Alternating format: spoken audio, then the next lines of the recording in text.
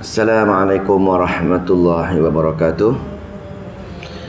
Surah Ghafir, insya-Allah pada petang ini ayat yang ke-15. Muka surah 468 ayat yang ke-15.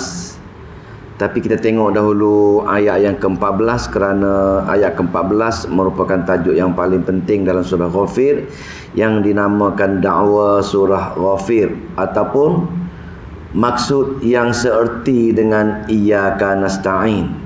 Kita baca dalam Fatihah, iyyaka nasta'in, hanya padamu sahaja wahai Allah aku minta bantuan dan pertolongan. Hanya padamu sahaja wahai Allah aku bergantung harap. Kamu sahaja wahai Allah tempat memberi pertolongan, tempat menyelesaikan segala masalah aku, tempat yang boleh menyempurnakan hajat aku. Tidak ada selain Kau wahai Allah yang boleh menyempurnakan hajat yang kecil dunia ataupun hajat yang besar di hari akhirat. Dan juga tidak ada makhluk yang lain yang boleh menyelesaikan masalahku, masalah yang paling kecil di dunia dan masalah yang paling besar di hari akhirat, iaitu masalah yang paling besar apa dia? Neraka Jahannam. Hajat yang paling besar syurga. Dunia ini hanya kecil-kecil saja. Masalah kita rasa dah besar dah, tetapi di sisi Allah sebenarnya kecil saja. Begitu juga dengan hajat. Kita rasa hajat nak kaya, hajat nak mewah, hajat nak kecantikan segala-galanya kita rasa dah besar dah. Rupa-rupanya hajat ini, dunia ini hanya kecil saja. Hajat yang paling besar ialah nak dapat syurga Allah, kerana syurga Allah kekal selama-lamanya di sana dengan berbagai-bagai kemewahan dan keindahan dan ketenangan. Segala-galanya ada di syurga Allah. Yani ayat ini nak cerita bab nak dapat segera tersebut, nak dapat segala-gala akhirat tersebut, tidak ada cara lain, kena memperbetulkan tauhid kita, iaitu ayat ke-14, fad'ullaha mukhlishina lahuddin, maka berdoalah kepada Allah dengan penuh keikhlasan. Setelah kita dah tahu dah ayat 1 hingga ayat 12, ayat 1 apa dia, ayat 1 kita ingat, masih ingat lagi, nak ulang balik pasal dia nak ceritanya fa, ayat huruf fa tadi merujuk kepada demikian itu. Demikian itu ialah perkara-perkara daripada ayat 1 yang ayat yang ke-12. Allah kata, wahai hamba, kamu perlu berdoa kepadaku. Kenapa? Pasal akulah yang turunkan Al-Quran. Dalam Al-Quran tersebut aku memperkenalkan sifat-sifat aku, sifat-sifat Allah. Apa benda? Ingat masih tak? Sifat-sifat Allah iaitu sifat Al-Aziz, sifat Al-Alim, sifat Ghafiriz Zambi, sifat Waqabilit Taubi, sifat Zittaul, sifat Syadidil Iqab. Semua perkara-perkara ini sifat-sifat Allah yang Allah memperkenalkan dalam Al-Quran dia. Pertama. Yang kedua, kenapa perlu berdoa kepada Allah saja? Kenapa perlu fad'ullaha mukhlishina lahuddin saja? Kerana yang kedua ialah orang yang tak nak dah tahu dah perkara tadi, maka orang yang engkar, orang yang tak nak sebut ialah orang yang degil.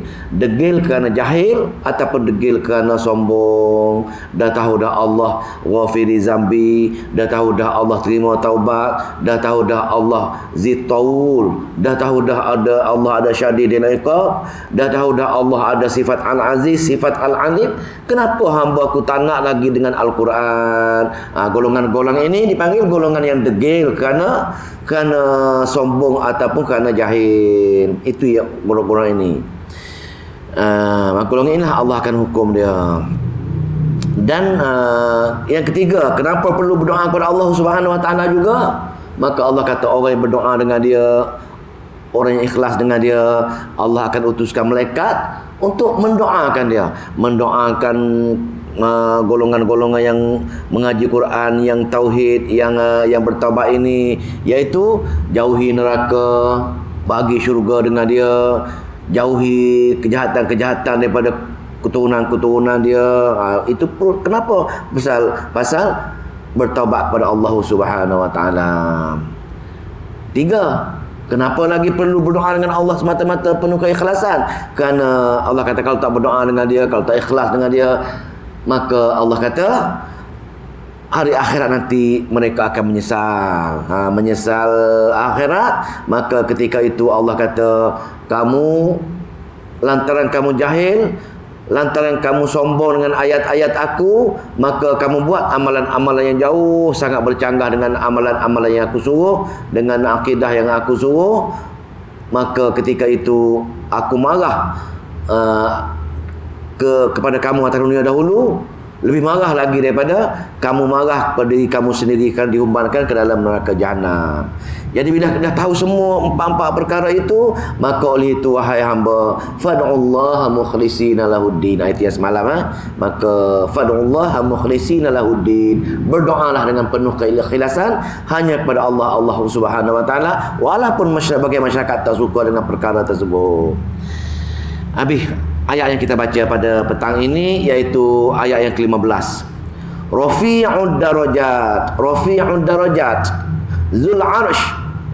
Maknanya dua tafsir. Tafsir yang pertama, Allah kata dia huwa rafi'ud darajat. Allah yang amat-amat tinggi darjat dia.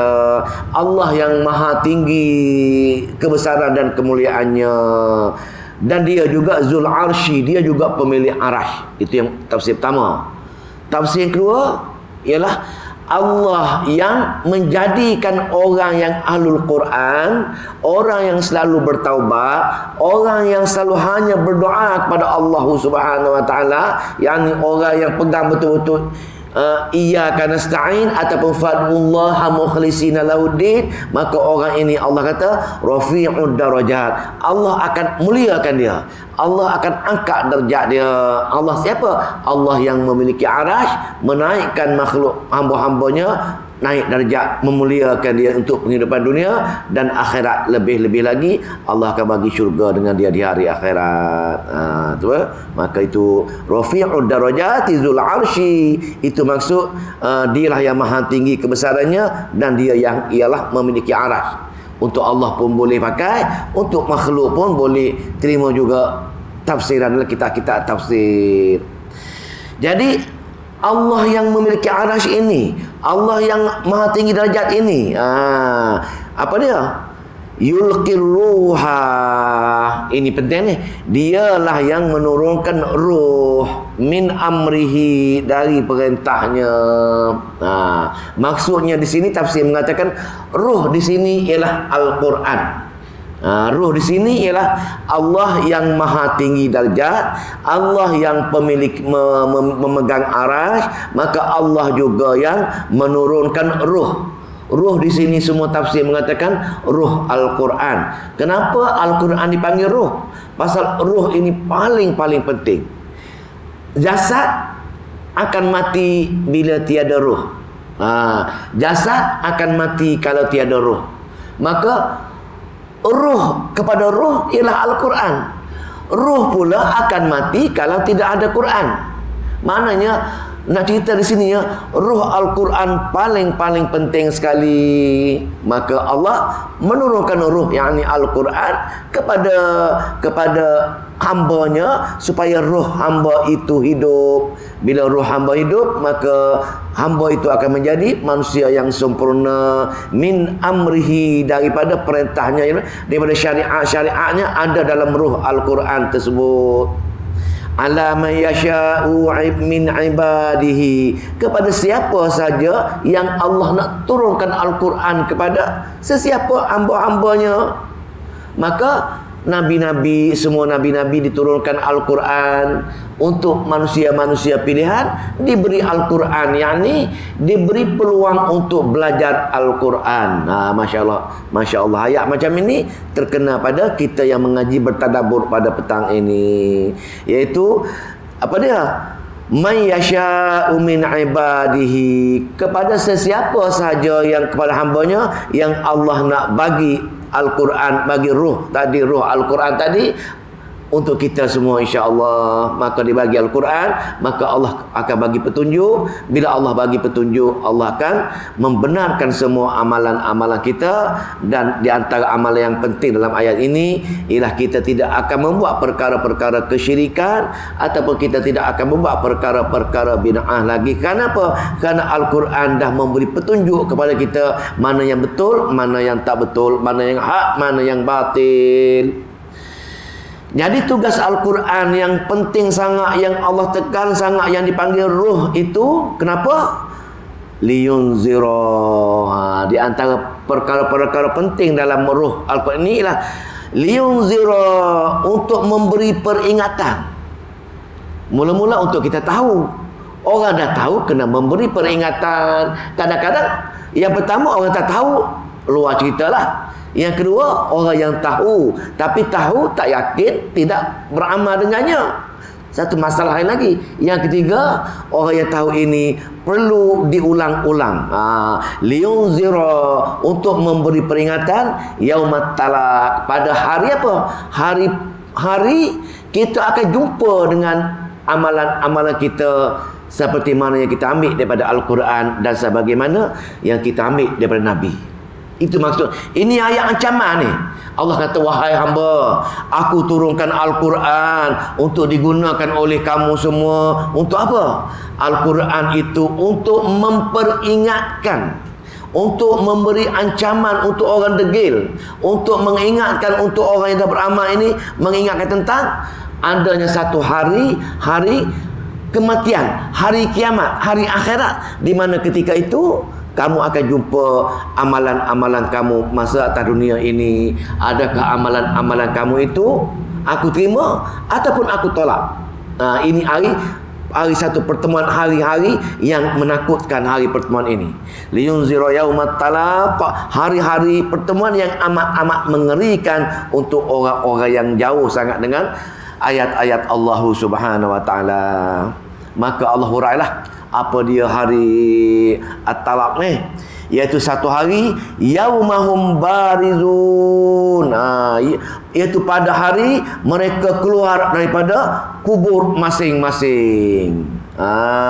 Yauma, pada hari hum, mereka semua barizun, ditiup sangkakala yang kedua, kita semua keluar, berduyun-duyun keluar daripada kubur masing-masing. Bila kita keluar daripada kubur, bagaimana suasana ketika itu? La yakhfa 'ala Allahi minhum syai'. La yakhfa, tidak tersembunyi. La yakhfa, tidak tersembunyi, 'ala Allahi, atas Allah, minhum, dari mereka, syai'un, sesuatu pun. Tafsir mengatakan apa yang tak tersembunyi. Dari segi amalan-amalan semua Allah mengetahui. Berapa banyak amalan baik, berapa banyak amalan jahat, apa kehidupan kamu atas dunia, semua jelas nampak semua sekali. Yang kedua, fizikal pun tidak tersembunyi, telanjang bulat semua sekali. Maka ketika itu keluar sebagai umpama bayi, dan bayi yang dah besar berduyun-duyun jalan menuju ke Allah Subhanahu wa taala. Suasana ini amat-amat mengerikan, suasana yang amat-amat menakutkan. Kenapa? Kerana semua ketika manusia itu semua sekali nafsi-nafsi dan amat-amat takut, kerana pertama kali menemui suasana yang seperti hari ini, datang nak pergi menemui Allah Subhanahu wa taala untuk menerima suratan amalan dia. Jadi bila Sami Sabjang sebut apa dia, maka Allah menyembunyikan suaranya, iaitu pertanyaan untuk semua manusia daripada Nabi Allah Adam hingga kepada kiamat. Allah akan membunyikan suatu suara, iaitu limanil mulkul yaum. Wahai semua manusia, siapakah milik kerajaan hari ini? Atas dunia dahulu kamu sombong sangat. Atas dunia dulu kamu tidak berusaha mempelajari ayat-ayat aku. Atas dunia dahulu kamu memandang acuh tak acuh dengan amalan-amalan yang aku suruh kamu beramal dengannya, yakni amalan-amalan yang ditunjukkan oleh Nabi, kamu memandang rendah dengan dia. Siapa dia ada kekuatan hari ini? Maka tafsir mengatakan seorang pun tak berani nak jawab, seorang pun tak berani nak angkat muka ketika itu, masing-masing duduk mencangkung, tak berani. Bila tak berani cakap takutnya dengan Allah Subhanahu Wa Taala, pasal ketakutan yang luar biasa. Bukan takut macam dunia. Takut itu takut kekal selama-lamanya.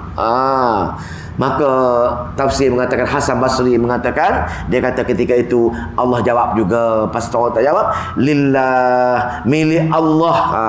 Milik Allah kerajaan hari ini, milik Allah segala kekuatan ini, milik Allah yang menghukum kamu hari ini, segala milik Allah. Allah yang mana?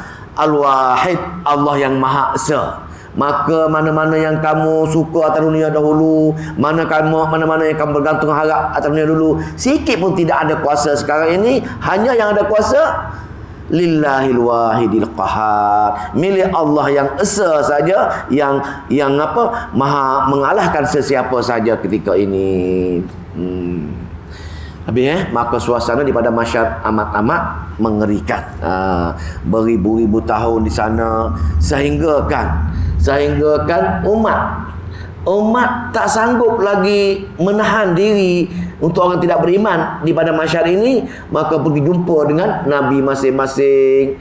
Pergi jumpa dengan Nabi Adam, wahai Nabi Adam, tolonglah berdoa dengan Allah, kami teruk sangat ini, menderita sangat ini, sesa sangat di pada masyarakat ini. Nabi Adam kata tak boleh, aku pun ada masalah. Pergi jumpa dengan Nabi Ibrahim, semua sekali terus sampai Nabi Ibrahim bersama Nabi Nuh bersama, last kan Nabi besar Nabi Muhammad sallallahu alaihi wasallam, Nabi akhir zaman. Maka Nabi pun sujud, wahai Allah, percepatlah untuk hisap baru, bukan percepat untuk pergi ke syurga, percepat untuk dihisap di pada masyarakat ni.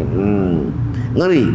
Tapi kalau orang beriman amat-amat cepat dia rasa betul-betul ringkas macam satu waktu solat. Ada tafsir mengatakan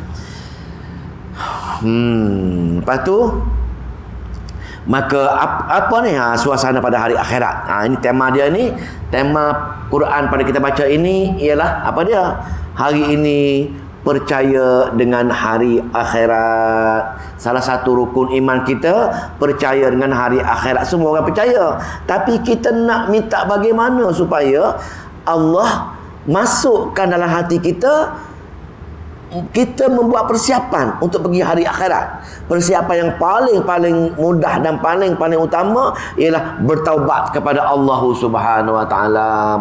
Wahai Allah, ampun dosa-dosa aku, pasal aku takut sangat nak pergi menemui kamu di hari akhirat ini. Aku tahu ngerinya saat kematian aku, saat kamu nak cabut roh aku, takut sangat aku lah.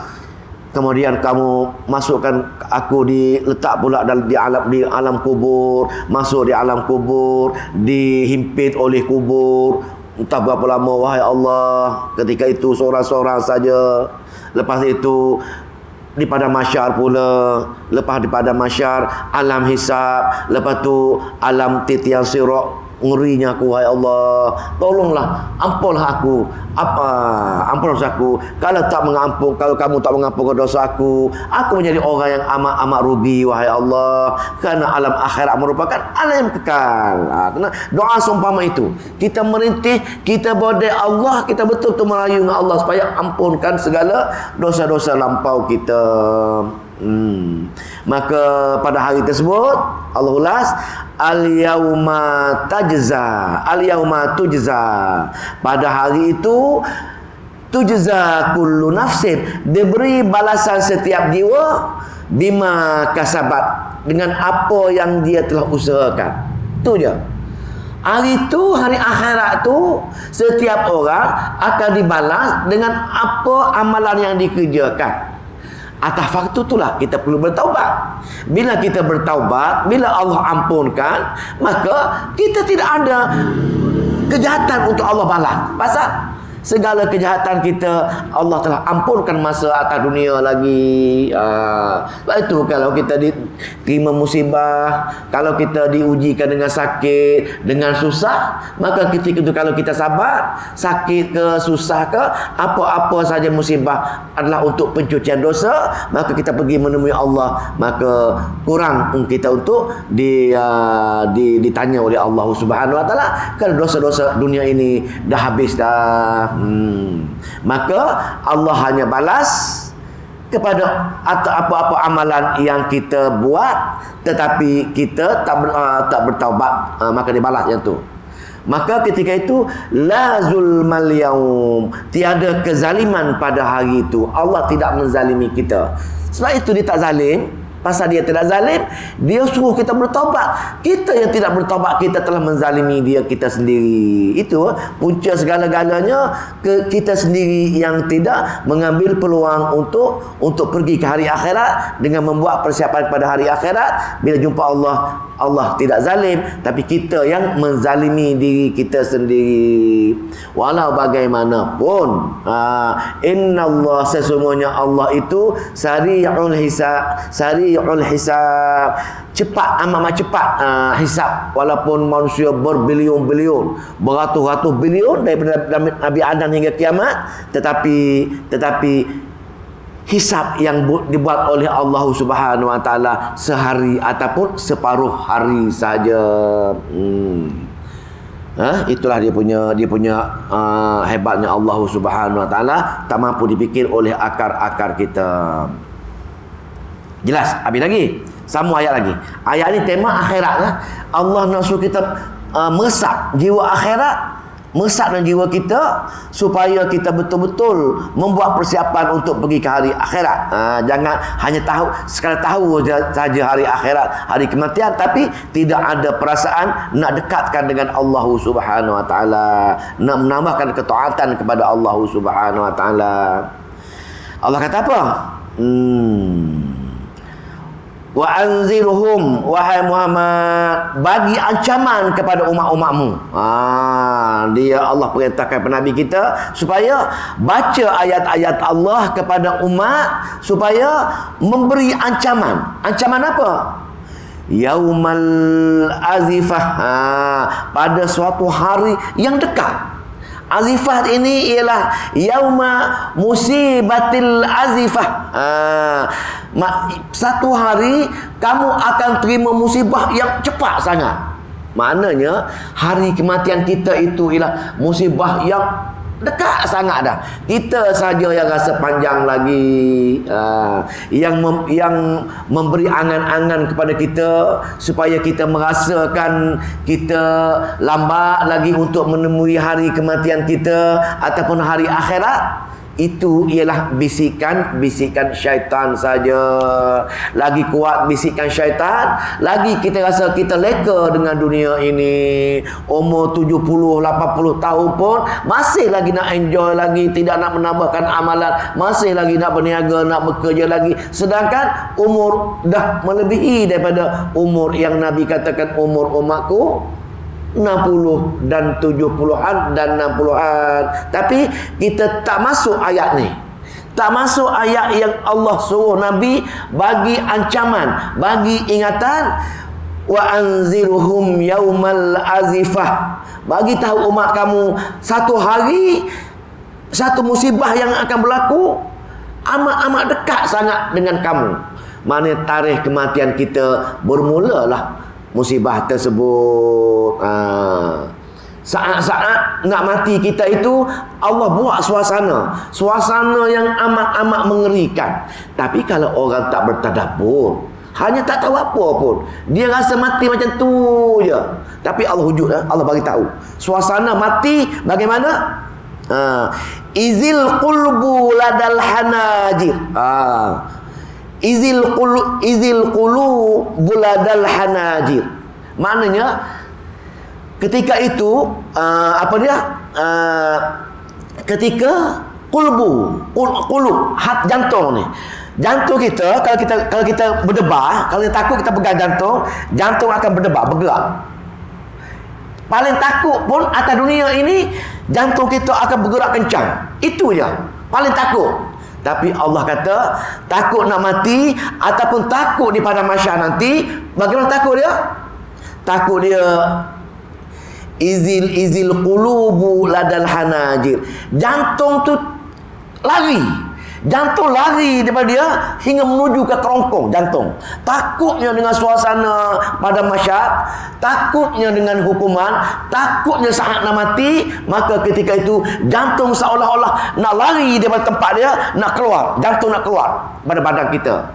Tak tahu ceritalah bagaimana takutnya, bagaimana ngerinya suasana-suasana nak bermulanya hari akhirat. Tak boleh bayangkan.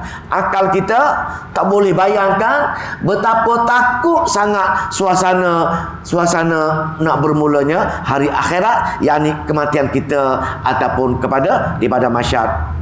Itu amat-amat mengerikan. Kenapa jantung bergerak lari? Seolah-olah bukan jantung lari, seolah-olah jantung tu rasa nak bergerak. Pasal apa? Pasal kazimina, kelu. Tak terkata apa-apa. Tengok-tengok. Allah, dahsyatnya azab. Dahsyatnya azab.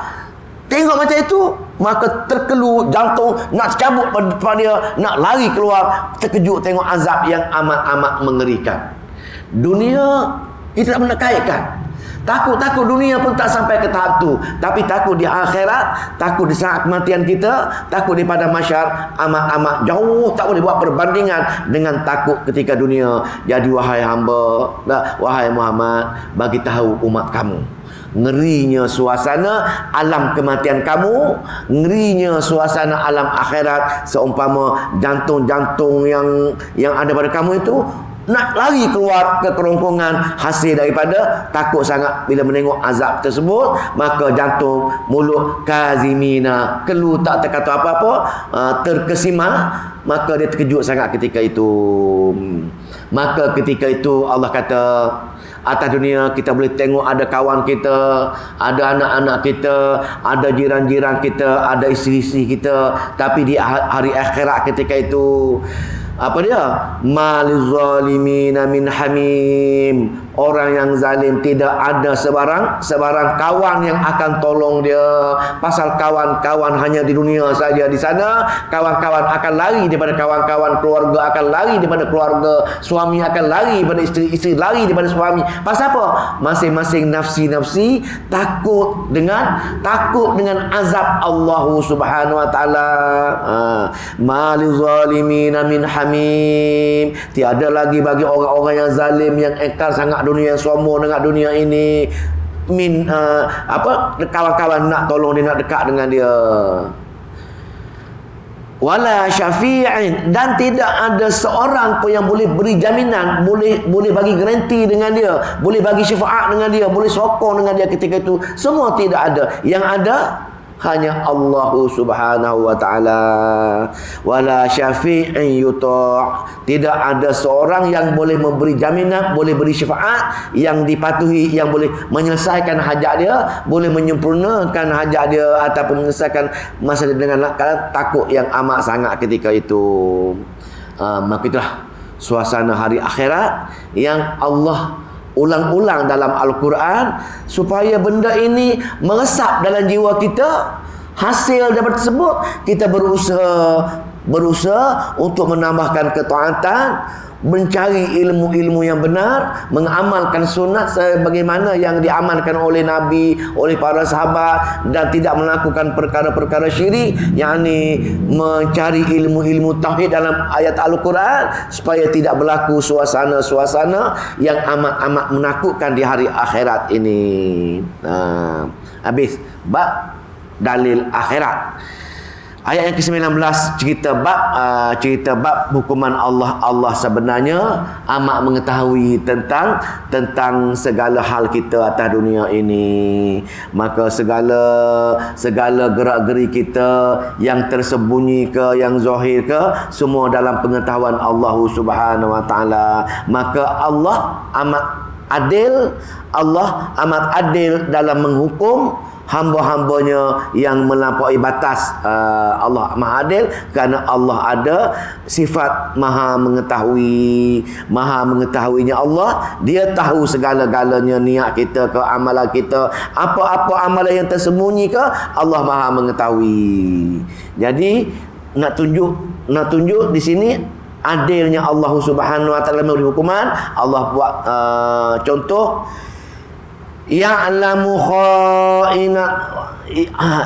ya'lamu kha'inatal a'yuni. Allah mengetahui pengkhianatan pandangan mata seseorang. Banyak bab mata ni dalam Al-Quran. Mata punca kejahatan ni tu lidah, mata. Kena jaga lidah, jaga mata daripada khianat. Pasal daripada mata dibawa kepada dosa-dosa yang lain. Mata pergi kepada hati, berkenan kepada benda-benda jahat, buat itu semua daripada mata. Jadi mata ini kadang-kadang dia boleh menyorok, dia boleh pakai spek hitam, tak nampak dia tengok apa sekalipun. Jadi Allah ceritanya, aku tahu kerlingan mata jahat kamu pun aku tahu. Ya'lamu kha'inatal a'yuni, aku mengetahui daripada kejahatan mata kamu, walaupun kamu buat macam mana pun aku tahu. Kerlingan mata yang jahat kamu, aku tahu. Kamu buat dosa, kau tak buat dosa, aku tahu perkara tersebut. Kerana apa? Bukan setakat mata saja, bukan setakat kejahatan fizikal saja. Wa ma tukhfis sudur, serta mengetahui apa yang tersembunyi dalam hati. Dalam hati pun aku tahu, niat pun aku tahu. Usahkan mata kamu, wahai hamba. Jangan kamu nak berbohong, jangan kamu nak berdalih kamu kata dah beramal, tapi hati kamu tidak ikhlas untuk kamu. Mata kamu menyorok untuk tengok perkara-perkara jahat, maka aku amat mengetahui. Atas dasar aku tahu semua sekarang yang zahir dan tak zahir, tersembunyi dan tidak tersembunyi, aku maha mengetahui. Maka hukuman yang aku kena kepada kamu bila kamu datang menemui aku nanti, wallahu yuqdi bil haqq, maka Allah memutuskan sesuatu hukuman dengan benar dan adil. Atas faktor Allah maha mengetahui hukuman yang Allah kenakan atas kezaliman diri kita sendiri, kerana kamu tak ikhlas setiap amalan kamu, Allah tak terima atas ketidakikhlasan kamu tadi.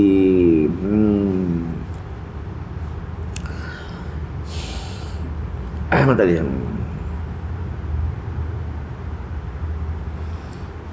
Lepas tu Allah apa tu? Wallazina yad'una min duni, dan orang-orang yang kamu menyeru, orang-orang yang kamu bergantung harap, orang-orang yang bersama-sama Allah, kamu pergi minta dengan dia. Kamu pergi kubur-kubur, ya Syekh, pohon sekian-sekian, anak cucu masalah sekian-sekian. Itu masuk kan? Wallazina yad'una min dunihi, orang-orang yang menyeru selain Allah. Kononnya ternyata ini orang tadi boleh tolong dia, orang tadi boleh selesaikan masalah dia, orang tadi boleh sempurnakan hajat dia, maka rupa-rupanya Allah kata yang kamu pergi minta selain aku tersebut, dia tidak ada sifat maha mengetahui. Hanya aku sahaja ada sifat maha mengetahui. Maka orang tadi la yaqduna bi syai', dia tak ada satu pun nak bagi keputusan. Dia sikit pun tak pernah tolong kamu, dia sikit pun tak nampak kamu minta dengan dia dah mati dah, dia sikit pun tak dengar permohonan dia. Lebih-lebih lagi orang yang kamu seru tadi selain aku tadi, dia langsung tidak ada kuasa untuk menyelesaikan masalah ataupun menyempurnakan hajat. Dia tidak ada sikit pun kuasa orang tadi. Kamu saja yang bertepuk sebelah tangan. Kamu rasa dia dengar, kamu rasa dia tahu, kamu rasa dia boleh tolong kamu, tapi sebenarnya kamu hanya berangan-angan bertepuk sebelah tangan saja. Dia tak tahu menahu pun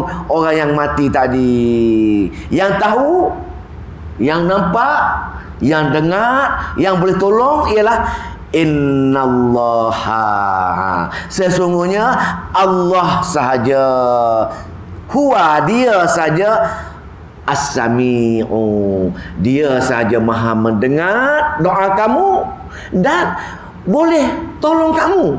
Itu kalau dengar Allah as-sami', bukan dengar saja, Allah dengar, Allah boleh bertindak balas. Sebab tu sifat Allah ini maha mendengar. Orang lain tak boleh mendengar, hanya Allah boleh mendengar dan boleh menyelesaikan masalah. Dan hanya Allah juga boleh menyempurnakan hajat seseorang, yang lain-lain tidak boleh.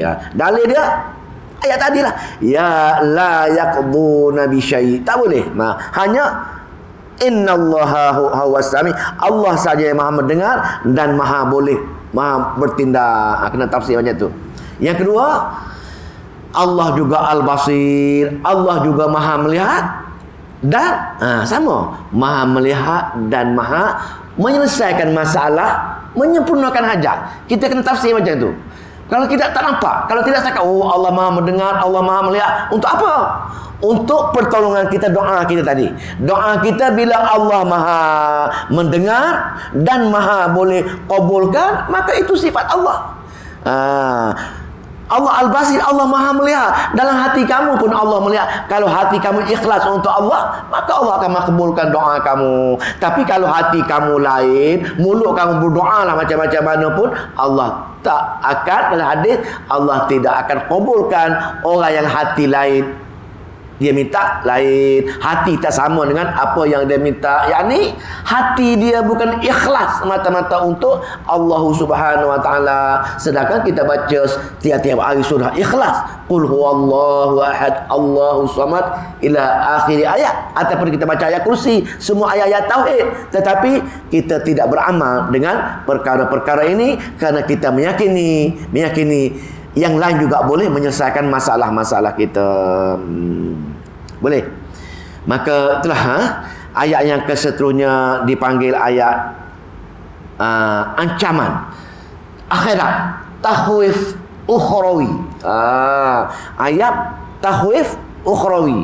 Kalau kita jumpa dalam Al-Quran, kita jumpa bab-bab neraka, bab-bab ancaman ugutan azab, maka kita panggil ayat itu ialah ayat takhwif ukhrawi, ayat ancaman akhirat. Bila kita jumpa ayat ancaman akhirat, ngerinya neraka contohnya, berdoalah, wahai Allah, takutnya aku nak pergi ke akhirat kerana azab yang beratnya nanti, banyak pengalaman dosa-dosa sekian-sekian. Berdoa, wahai Allah, selamatkanlah aku daripada azab yang berat ini. Itu tujuan ayat takhwif ukhrawi, ayat ancaman akhirat. Begitu juga dengan ayat tabsyir ukhrawi, ayat-ayat gembira akhirat. Berdoa, wahai Allah, seronoknya aku kalau pergi ke syurga kamu istana yang besar, ada air mengalir. Itu maksudnya, maka seronok keadaan-keadaan macam ini. Kita berdoa angkat tangan, ya Allah, ya Tuhanku, seronoknya kalau aku, keluarga-keluarga aku, kawan-kawan aku pergi akhirat jumpa kamu, dapat syurga, dapatlah. Doalah apa-apa saja yang kita bertindak dengan ayat-ayat Allah semacam ini.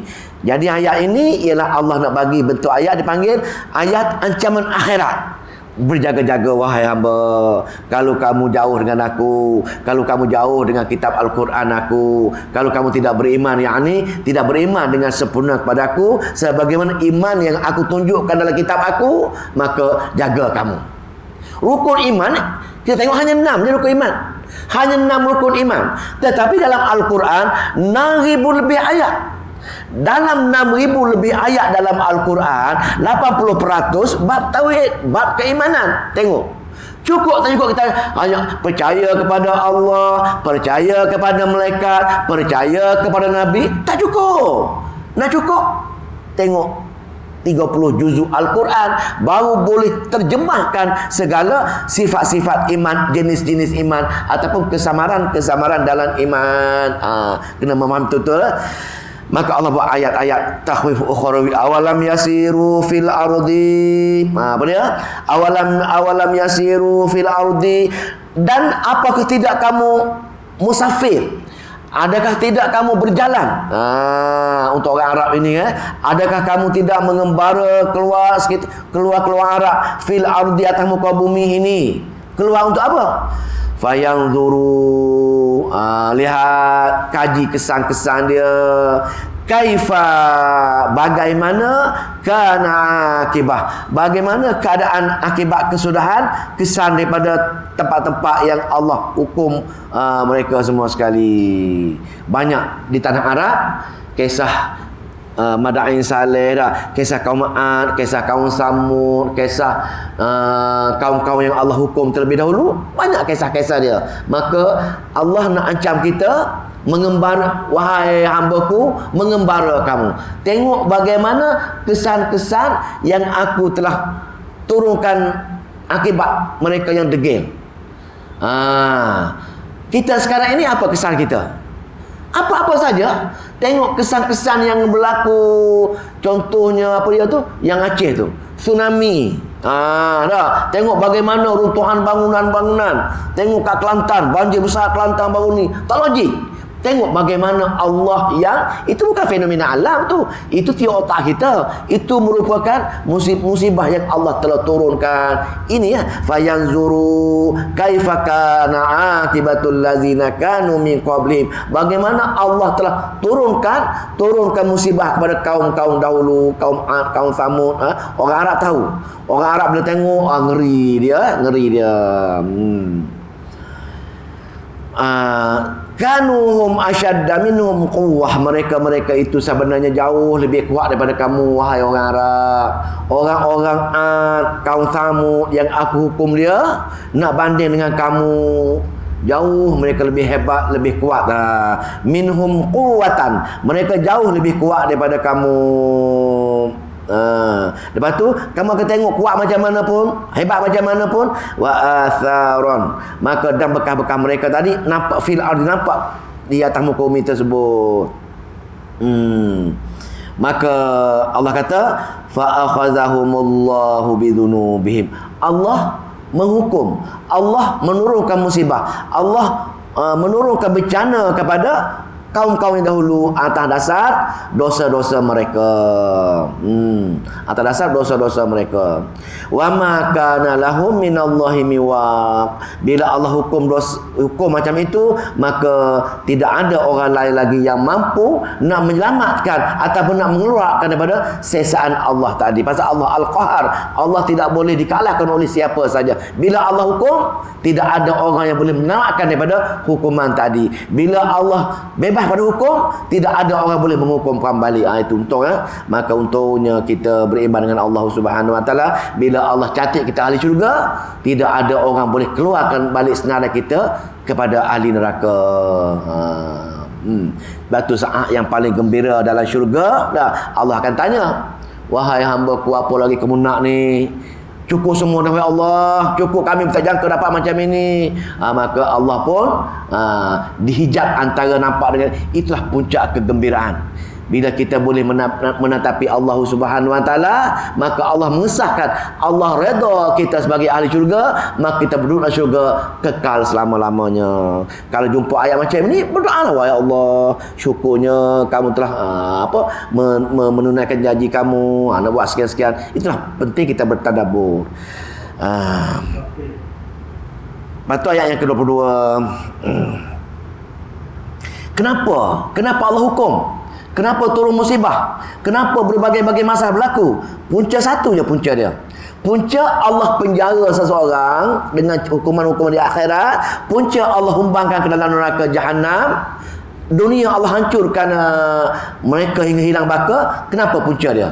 Allah buat contoh apa tu? Takhwif duniawi. Punca satu je, mana ancaman dunia. Apa dia? Atas dunia lagi Allah dah hukum. Allah dah denda benda.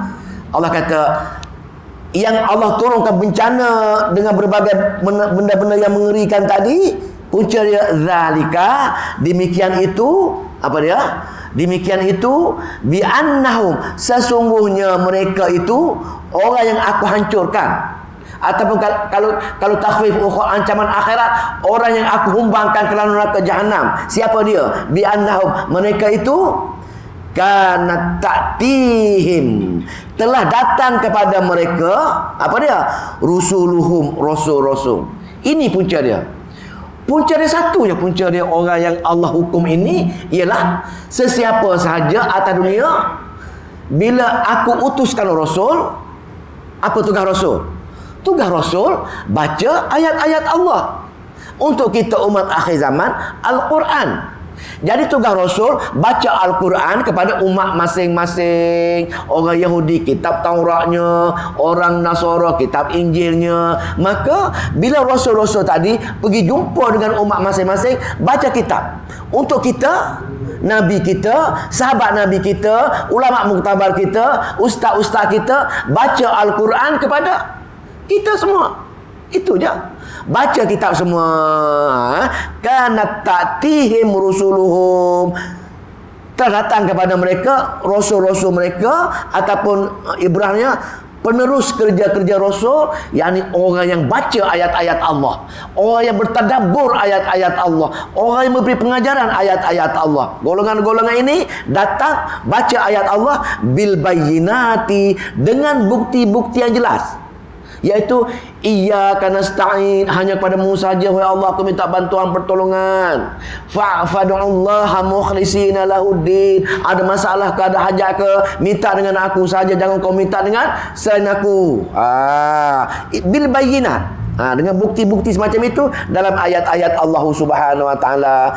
Siap Rasul baca dalil bukti, sahabat baca dalil bukti, ulama baca Al-Quran dengan dalil bukti, ustaz baca dengan dalil bukti, maka mereka degil juga.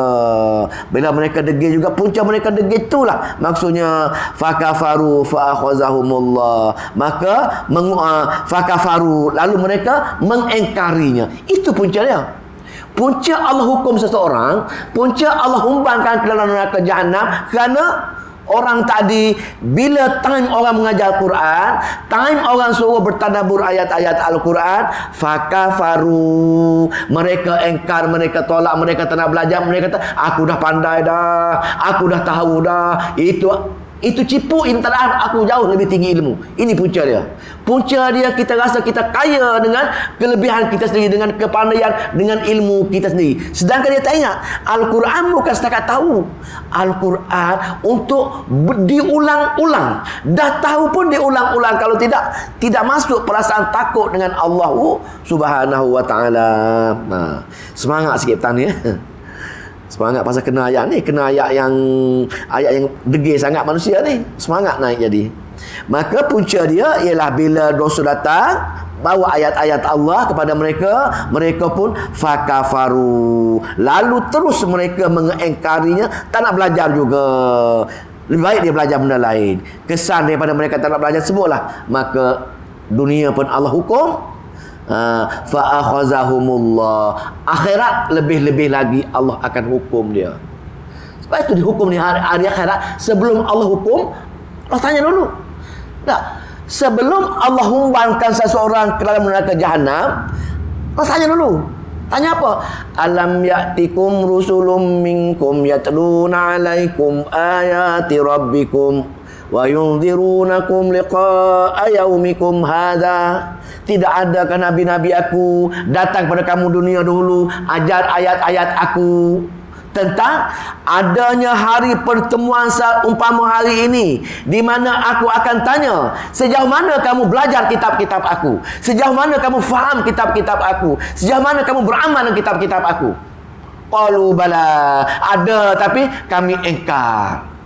Itu ayat Allah, ayat ni. Dah ada dah soalan bocor dunia ini. Nak masuk syurga, Al-Quran. Nak masuk syurga, beramal dengan Al-Quran. Wa qalu law kunna nasma'u aw naqilu ma kunna fi ashabis sa'ir. Kalau lah dunia dahulu aku tahu, aku faham Al-Quran, aku memikirkan Al-Quran, nescaya aku tak dibakar dengan api yang menyala ini. Ngeri.